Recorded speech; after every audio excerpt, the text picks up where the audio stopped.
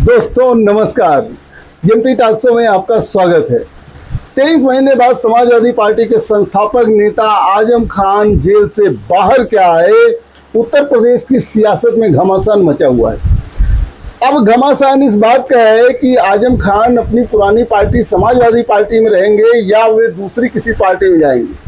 दूसरी किसी पार्टी में जाने की चर्चा के बीच ज़्यादा चर्चा बहुजन समाज पार्टी में जाने की है। कहीं दबी जुबान से जो है कांग्रेस में भी जाने की चर्चा हो रही है। हालांकि समाजवादी पार्टी ने यह बोल दिया है कि आजम खान कहीं नहीं जा रहे हैं और अखिलेश यादव ने तो यहाँ तक कह दिया कि सरकार बनने के बाद आजम खान के ऊपर लगे सारे मुकदमे वापस किए जाएंगे। इस घटना पर भी मैं चर्चा करूंगा, आजम खान पर भी चर्चा करूंगा। एक दूसरी घटना है जातीय सम्मेलन पर रोक की। इस पर भी जो है भारतीय जनता पार्टी के सहयोगियों के अंदर ही जो है घमासान मच गया है। भारतीय जनता पार्टी के सहयोगी इस पर क्या घमासान मचाए हैं और किस तरीके से वे अपने को असहज महसूस कर रहे हैं, इसके बारे में भी चर्चा होगी। बस आप वीडियो में अंत तक बने रहें। नए हैं तो चैनल को सब्सक्राइब कर लो भैया, हम भी चाहते हैं सब्सक्राइबर बढ़े। आप लोग जब तक ना सब्सक्राइब करवो तब तक ना बढ़िएगा। प्लीज़ मेरा निवेदन है कि चैनल को सब्सक्राइब कर लीजिए। वीडियो पसंद आए तो उसको ज़रूर लाइक करिए, शेयर भी करिए, ताकि हमारा भी हौसला बढ़ा रहे। मैं आपके बीच का हूँ। चलिए तो मैं चर्चा करता हूँ आजम खान जी के 23 महीने बाद जेल से रिहा होने पर। उनके जेल से रिहा होने के पहले ही यह भूमिका बनाई जाने लगी थी कि आजम खान नाराज हैं, आजम खान नाराज हैं। और इसको हवा मिली लोकसभा चुनाव के दौरान, जब उनका लेटर वायरल हुआ, जब जो है रामपुर लोकसभा सीट से समाजवादी पार्टी ने जो उनके पसंद का उम्मीदवार नहीं दिया। हालांकि समाजवादी पार्टी ने टेस्टी हसन का टिकट काट के आजम खान के पसंद का ही जो सांसद लड़ाया था उनकी सीट पर, लेकिन फिर भी लोगों में ये जो है बातें चलने लगी कि आजम खान जी जो है वो समाजवादी पार्टी से नाराज हैं। उनका लड़के अब्दुल्ला आजम जो है जेल से रिहा हुए, वो भी जेल में थे, लेकिन वो समाजवादी पार्टी अध्यक्ष अखिलेश यादव से मिलने नहीं गए। उनकी वाइफ तंजीम फातिमा जो है आजम खान से मिलने गई थी। जब वो जेल से बाहर आई तो किसी ने पूछा कि समाजवादी पार्टी से क्या उम्मीद है, तो तंजीम फातिमा ने कहा कि नहीं, मुझे जो है ऊपर वाले से उम्मीद है और किसी से नहीं उम्मीद है। तभी ये कयास लगाए जाने लगे थे। यहाँ तक कि आजम खान जब रिहा होने हुए, उनको जो है जब जमानत मिल गई, तो ये जो है मीडिया में सुर्खियां बन गई कि आजम खान जी सपा में रहेंगे या बसपा में जाएंगे। अभी बहुजन समाज पार्टी 9 अक्टूबर को कांसीराम की पुण्यतिथि के अवसर पर जो है बहुत बड़ी रैली लखनऊ में करने जा रही है, जहां कई जो है बहुजन समाज पार्टी के पूर्व नेता जो है उसमें शामिल हो सकते हैं। इसमें स्वामी प्रसाद मौर्य का नाम लिया जा रहा है, नसीमुद्दीन सिद्दीकी का नाम लिया जा रहा है और लोगों का भी नाम लिया जा रहा है। हालांकि मेरी जहाँ तक राजनीतिक समझ कहती है कि अभी इतनी जल्दी ये सब नेता जो है ऐसा कदम नहीं उठाएंगे। वे देखना चाहेंगे कि रैली में कितने लोग आते हैं। जिस तरीके से रैली में आने के लिए जो है हर विधानसभा से 5000 लोगों का टारगेट दिया गया है। कहने का मतलब 403 विधानसभा सीटें हैं, जिसमें जो है लगभग 20 लाख लोग तो 400 से हो गए और जो है 15,000 जो अन्य से, तो 20,15,000 लोगों के पहुंचने की जो संभावना या जो टारगेट सेट किया गया है, उसमें से अगर 4 से 5 लाख लोग भी पहुंचते हैं तो वो बड़ी बात होगी। और जो है बहुजन समाज पार्टी के लिए तब जो है कोई नेता ये जो है डिसाइड करेगा। अभी नेता लोग ये भी चक्कर में हैं, जिनको आना है कि क्या बहुजन समाज पार्टी जो है सत्ता की चाबी प्राप्त कर लेगी। सत्ता की चाबी कैसे प्राप्त करेगी बहुजन समाज पार्टी, मैं इस पर भी चर्चा करूंगा। आजम खान का उसमें क्या रोल होगा, मैं इस पर भी चर्चा करूंगा। इसी क्रम में जब आजम खान जेल से बाहर आए तो आजम खान से भी पत्रकारों ने पूछा कि आप जो है कहा जा रहा है कि बहुजन समाज पार्टी में जाएंगे। उन्होंने कहा कि पहले मैं अपना इलाज कराऊंगा, उसके बाद देखूंगा। कहने का तात्पर्य आप समाजवादी पार्टी के नेता हैं, आज भी समाजवादी पार्टी के नेता के तौर पर माने जाते हैं, लेकिन आपने ये दो टूक में नहीं कहा कि मैं सपा का नेता, कहीं आने जाने का सवाल ही कहाँ होता है। नहीं, आपने कहा कि अभी जो है मैं अपना इलाज कराऊंगा तब सोचूंगा। इलाज आजम खान ऐसे ही बोलते हैं, बातों को घुमा के बोलते हैं। अब आजम खान ने जो इस तरीके का इशारा किया कि जो है अभी नहीं कुछ बोलेंगे, जबकि वो समाजवादी पार्टी नेता टूक जवाब नहीं दिए। दूसरी तरफ जो है क्या कहते हैं कि बसपा के विधायक उमाशंकर सिंह जो बलिया रसड़ा से हैं, उन्होंने तो कह दिया आजम खान जी के बसपा में आने से जो है बसपा मजबूत होगी। अब आप देखिए बहुजन समाज पार्टी सत्ता की चाबी अपने हाथ में रखना चाहती है। सत्ता की चाबी कैसे रखना चाहती है, इसके दोधारी तलवार पर है भारतीय जनता पार्टी। मैं भारतीय जनता पार्टी का नाम इसलिए ले रहा हूं कि कुछ विश्लेषक ये कहते हैं कि भारतीय जनता पार्टी और आजम खान में डील है कि आप बहुजन समाज पार्टी में चले जाओ, जिससे जो है इंडिया ब्लॉक जो है कमजोर हो और हमारी सरकार बन जाए। लेकिन अगर ऐसा कोई समझौता हुआ है और बहुजन समाज पार्टी अध्यक्ष को विश्वास में लेके हुआ है, तो क्या बहुजन समाज पार्टी नहीं चाहेगी कि उत्तर प्रदेश में उसके कम से कम 20 विधायक भी हो? अब भाजपा अगर इस रणनीति पर काम कर रही है कि बसपा के 20 विधायकों को जिताया भी जाएगा उत्तर प्रदेश में, तो भारतीय जनता पार्टी ये कैसे श्योर हो सकती कि उसकी सरकार बन जाएगी? बहुजन समाज पार्टी क्यों उसके साथ रहेगी आफ्टर इलेक्शन? सत्ता की चाबी अगर बहुजन समाज पार्टी को मिल गई।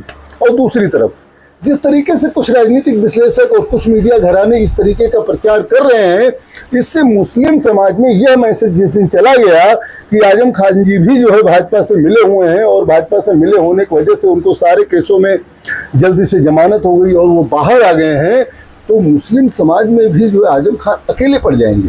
आप सोचिए, ओवैसी लगातार जो है बातचीत करते रहते हैं, अपने क़यादत मुस्लिम क़यादत की बात करते हैं, लेकिन ओवैसी को वो सफलता इसलिए नहीं मिल रही है कि ओवैसी के बारे में पहले से ही जो है मुस्लिम समाज ने अमन बना लिया है कि जो है वो भारतीय जनता पार्टी के सहारे पर काम करते हैं।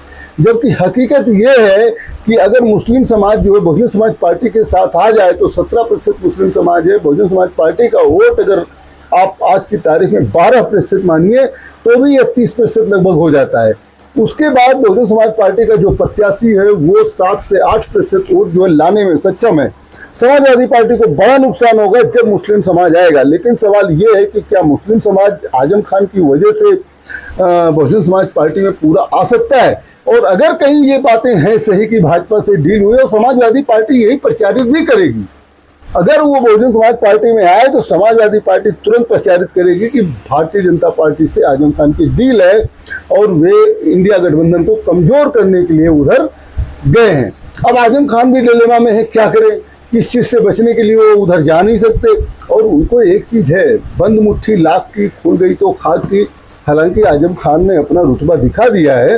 पहले वो नाराज थे तो समाजवादी पार्टी की सरकार नहीं बन पाई थी, लेकिन अब की वो नाराज होते हैं। अगर वो बसपा में जाते हैं तो क्या समाजवादी पार्टी की सरकार नहीं बनेगी? ठीक है, लेकिन बसपा की बन जाएगी तो फिर भाजपा की तो है ही है प्रदेश में, और पूर्ण बहुमत की सरकार है। कोई बहुत ज्यादा भाजपा के प्रति निगेटिविटी भी नहीं है। कानून व्यवस्था के नाम पर जिस तरीके से 16-17 हजार लोगों को पैर में गोली मारी गई है और लोगों में इस चीज का भय है कि कोई गलत काम करेंगे तो पैर में गोली मार दी जाएगी, तो इस तरीके के जो सुरक्षा का भाव लोगों में है वह भारतीय जनता पार्टी को मजबूत करता है। अब ये सोचने वाली बात होगी कि आजम खान कहाँ जाएंगे। उधर बसपा के कुछ लोग कह रहे हैं नहीं ठीक है, आजम खान सपा में ही रहे, वहाँ ही जो है भाजपा चाहती है कि हिंदू मुस्लिम हो। आजम खान के मुंह से ऐसे बयान निकलेंगे कि वो सांप्रदायिकता को बढ़ावा मिलेगा। लेकिन ना भी मिले, तुष्टिकरण का आरोप तो लगाया ही जाता है, ना भी मिले ऐसे सांप्रदायिकता को बढ़ावा, तब भी जो है सवाल यही हो है बार बार है कि क्या आजम खान जहाँ रहेंगे वहाँ जो इंडिया गठबंधन को मजबूत करेंगे या कमजोर करेंगे। अब अगर वो बसपा में जाते हैं तो जरूर बसपा को कुछ फायदा होगा। अब लेकिन बसपा में जाने के पहले उनको भी तो ये सोचना है ना कि इतने साल के इतनी उम्र में जो है जितनी बार वो 10 बार विधायक रहे, 1 बार सांसद रहे, इन सब चीजों में जितनी बार वो मंत्री रहे, जितने विभाग के मंत्री रहे, उसका क्या? समाजवादी पार्टी मजबूत रहे और सरकार बने तो शायद जो है वो या उनका लड़का तो मंत्री भी बन सकता है। हालांकि वो अभी चुनाव नहीं लड़ सकते हैं क्योंकि जो है उनको सजा मिली हुई थी, सजा नहीं स्थगित है, जमानत मिला हुआ है, इसलिए 6 साल तक तो चुनाव भी नहीं लड़ सकते हैं। ऐसी कंडीशन में अब वो रुतबा जो रुतबा समाजवादी पार्टी में था वो हासिल होगा कि नहीं होगा यह देखने वाली बात होगी। लेकिन मैं जो राजनीतिक विश्लेषण करता हूँ वो मेरी समझ जहाँ तक कहती है, आजम खान हो या स्वामी प्रसाद मौर्य हो या कोई और हो, वो नेता अभी इतनी जल्दी जो बहुजन समाज पार्टी का दामन तब तक नहीं थामेगा जब तक जो उसको हर स्तर पर उसका समझौता नहीं हो जाएगा। वो बहुजन समाज पार्टी से भी समझौता करेगा, अगर कहीं से भी भाजपा का कोई भी रोल रहा तो वहाँ भी समझौता करेगा और अपनी जीत सुनिश्चित करने के लिए जरूर जो है ये कह लीजिए एक तरह से फॉर्म भरवाएगा कि अगर हम शामिल होते हैं तो हमारी भी जीत होनी चाहिए। हालांकि ये अगर एक राजनीतिक षड्यंत्र है जहां तक कहा जा रहा है, तो ये जो है इसका पोल राजनीतिक विश्लेषकों ने खोल रखा है। और मेरी समझ से जो है ये दोनों तीनों नेता जो है कहीं जाने वाले नहीं। अभी चुनाव के लगभग 4 महीने तक तो रहेंगे, और 4 महीने के पहले अगर कोई डील हो जाती है तो देखा जाएगा। 9 अक्टूबर को यह पता लगेगा जब मायावती की रैली होगी, कौन उसमें शामिल हो रहा है, कौन उसमें नहीं शामिल हो रहा है। चलिए अब मैं आता हूं अपने दूसरे खबर पर, जातीय राजनीति पर। जातीय राजनीति पर क्या कहते हैं कि उत्तर प्रदेश सरकार ने एक शासनादेश जारी किया है कि किसी भी पुलिस थाने में जो केस लिखा जाता है, FIR होती है, उसमें जात का उल्लेख नहीं होगा, और OBC जात का उल्लेख नहीं होगा, SC ST को छोड़कर, और अन्य जातियों का भी उल्लेख नहीं होगा। केवल छूट SC ST को दी गई है। इसके साथ साथ जो तमाम गाड़ियों पर नेम प्लेट लिखा लेते हैं, जातीय सूचक बातें लिख देते हैं, उस पर भी नहीं होगा। और जातीय सम्मेलन, राजनीतिक सम्मेलन पर रोक लगेगी। अब उत्तर प्रदेश में ही जो है भारतीय जनता पार्टी के सहयोगी डॉक्टर संजय निषाद ने और नगीना के सांसद चंद्रशेखर ने और अखिलेश ने, इन सभी लोगों ने सवाल उठाए हैं। चंद्रशेखर ने भी सवाल उठाए हैं कि इतने सालों से जो है दबे कुचले लोगों को जो है अब जाति नहीं लिखने का ढोंग किया जा रहा है। वहीं अखिलेश यादव ने कहा कि आप मन से जाति की व्यवस्था कैसे निकालेंगे, लिखा पढ़ी में नहीं निकालेंगे।